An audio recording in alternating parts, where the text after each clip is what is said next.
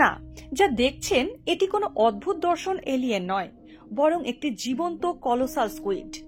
বিশ্বে এই প্রথমবার দেখা মিলল এই প্রাণীর।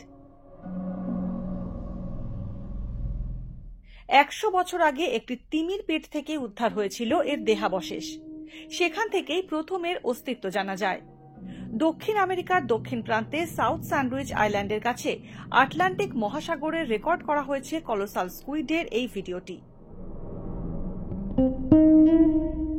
শ্মিডিট ওশান ইনস্টিটিউটের বিজ্ঞানীরা একটি রিমোট কন্ট্রোল ক্যামেরার সাহায্যে সমুদ্রের 2254 ফুট নিচ থেকে তুলে এনেছেন এই ছবি। এই স্কুইডটি অবশ্য বয়সে বেশ ছোট, এর দৈর্ঘ্য 1 ফুট।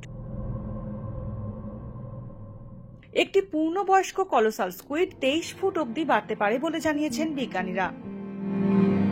ডাউনলোড করুন এই সময় অ্যাপ iOS ও অ্যান্ড্রয়েডের জন্য।